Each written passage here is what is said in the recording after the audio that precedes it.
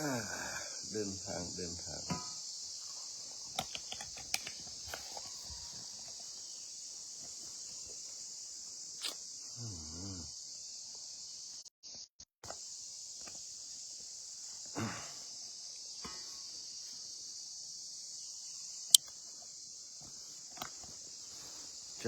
ริญสุขเจริญธรรม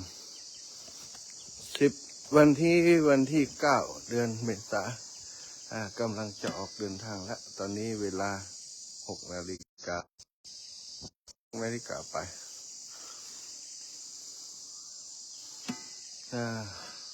ก็เอาบุญมาฝากเนาะ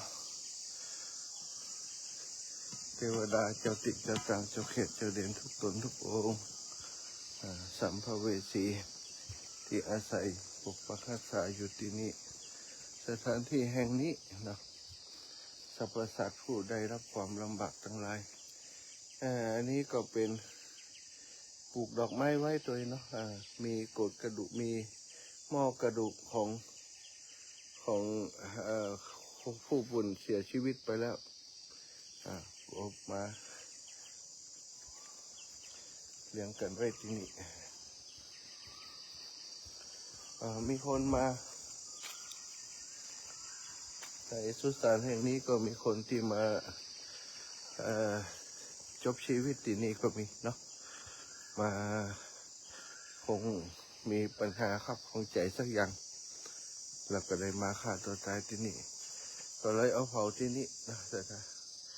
เอารถเผาที่นี่ตีปืนก็ไม่ตีธงแดงได้เสียชีวิตเพราะว่าได้ใช้ปืนยิงตัวเก่าเมื่อบักกี่วันมัน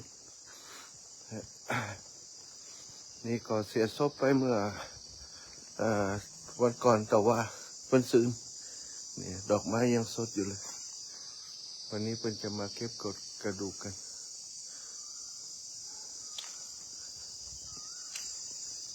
ป่าช้าสุสานบ้านโป่งเทวีตำบลเวียงอำเภอเวียงป่าเป้าจังหวัดเชียงรายก็มีต้นไม้รักษาต้นไม้ไว้ดีมีต้นไม้ใหญ่อยู่มีต้นกระบอกหรือว่าต้นประมื่นมีเพิ่งอยู่บนพื้นหางหนึ่ง ตาชกตาแซม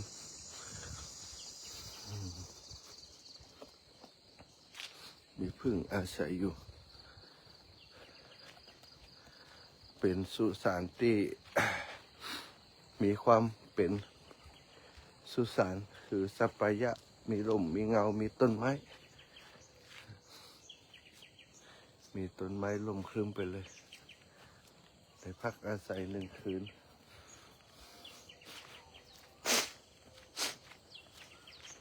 ช่วงนี้ อากาศเปลี่ยนฝนตกก็เป็นหวัดนิดหน่อย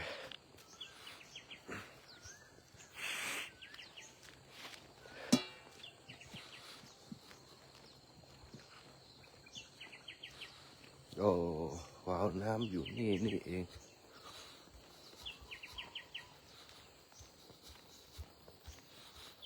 ปิดวาล์วน้ำให้เป็นก่อนเอาน้ำไปประจ้าขอบคุณเจ้าติเจ้าตาเจ้าเขตเจ้าเด่นทั้งมนุษย์และเทวดา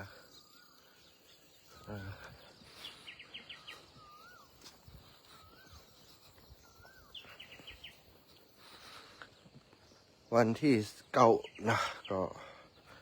ตอนนี้ได้เดินทางมาร่วมจะ2 เดือนแล้วได้เดินธุดงค์ธรรมยาตราเพื่อการศึกษา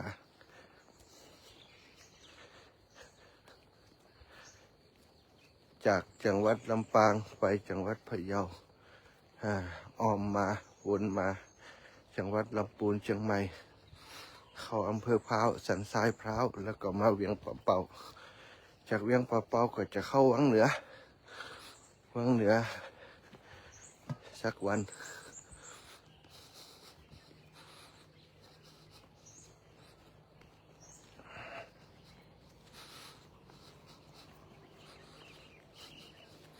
ที่ทำการสถานชาปนกิจบ้านโป่งทีวี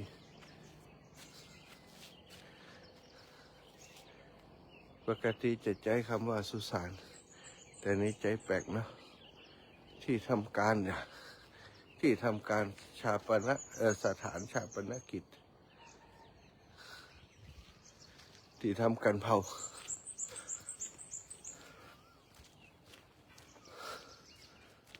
ที่ผู้ส่วนบุคคลห้ามเข้า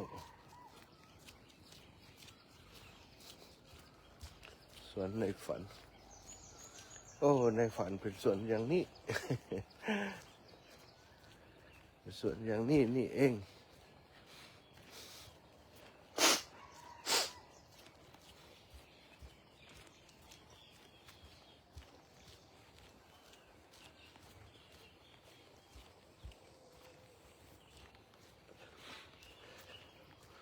วันนี้ก็จะไป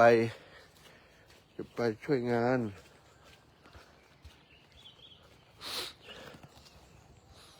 วันนี้ก็เป็นอีกวันที่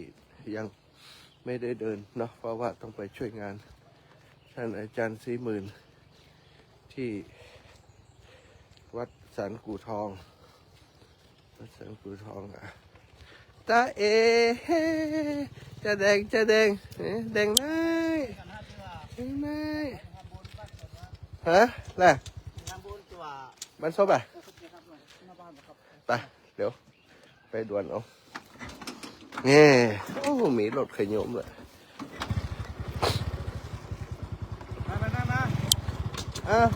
นายมานายเร็ว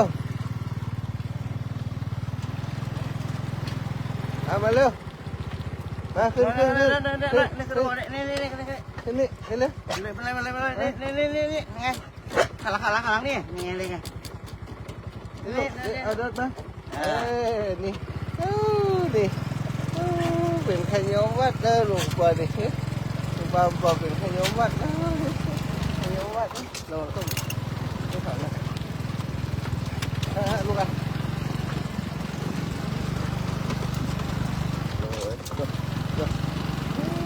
มาเป็นขนาดนักกันเป็นลูกได้นี่ทำงานการเดี๋ยวนี้กินตะเล็กทำอะไรจะเป็นทำไม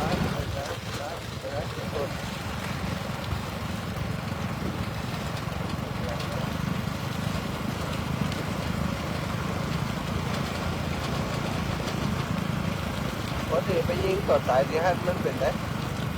สบายนะ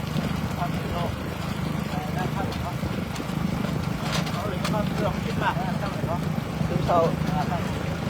ต้องไป เข้าใจไปท่อครับผมมาแล้วครับมาแล้วครับไอ้น้อยวันนี้ขี่รถมา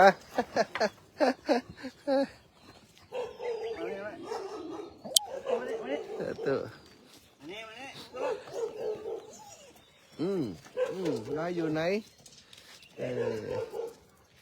วางขึ้นเลยไหมวางขึ้นเลยไงดิน่ะเรียบร้อยเนี่ยเอาไปตัวลำปางดีกันรถกันนี่เหมาะแต่นี่ตัวเดียวกันโอ้ยอย่ามาใส่เค็มแล้วเลย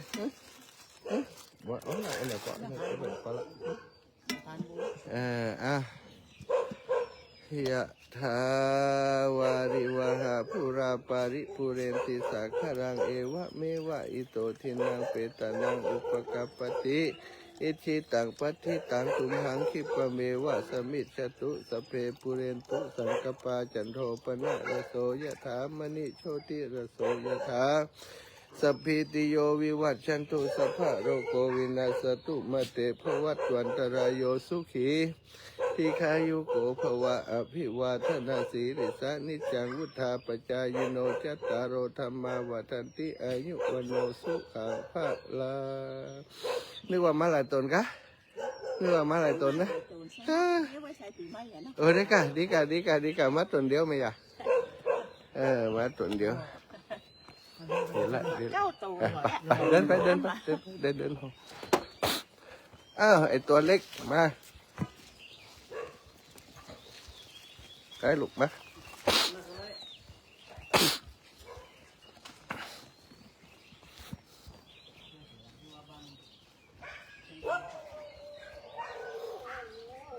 โอ้เสียงดีเสียงดีมากโอ้เห่าไม่เป็นโอ้โอ้โอ้โอ้ตัวเห่าใหญ่เท่าละก็นี่เสียงใครมีล่ะเท่าละเสียงใครมีล่ะ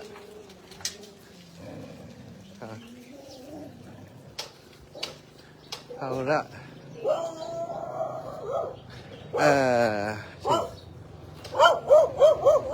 บ้าน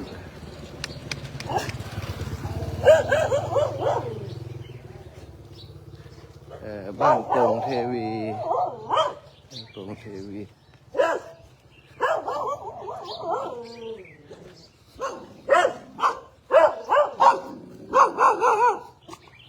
เป็นหมู่บ้านใหญ่กว้างมาก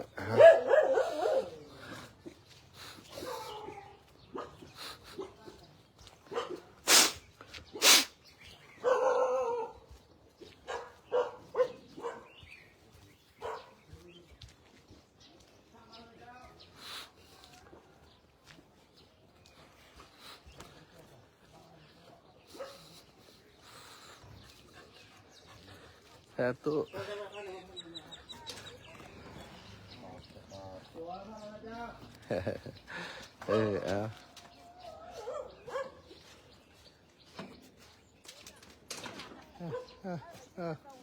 มันถึงของเขียวแต่นะไอ้น้อยนี่นะ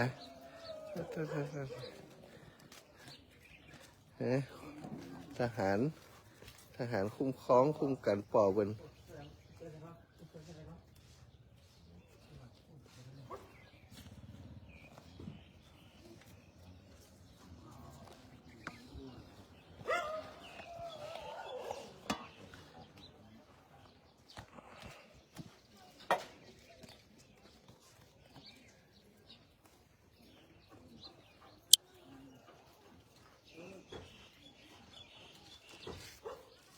พระนักเทศน์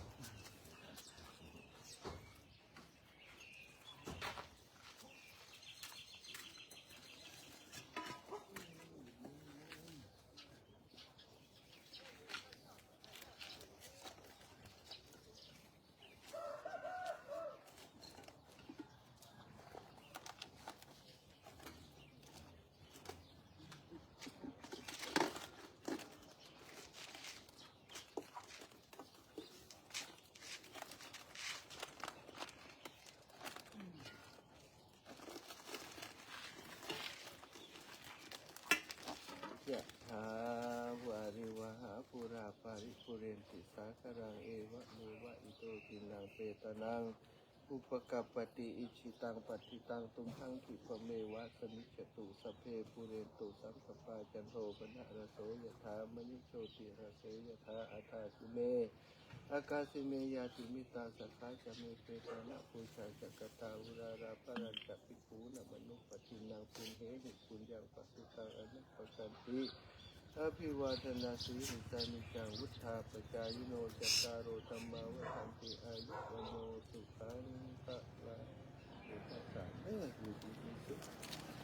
เป็นน้ำต้องหาถุงโซ่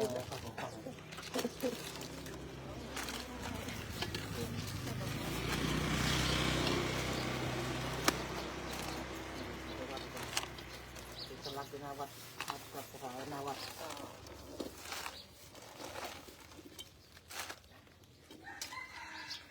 สถานบุญ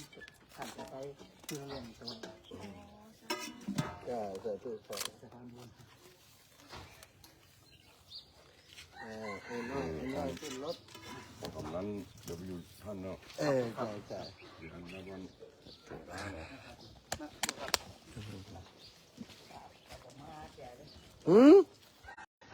แต่สาธุเนอ ธรรมท่าน จากนี้ก็ไปอันไหนก็แม่ไปอยู่ดีมีสุขให้ได้มีอายุมันคนยืนใจแม่นจากเดินทางขึ้นเหนือลงใต้ก็ขอให้ได้ปลอดภัยในทุกเส้นทางนะจุ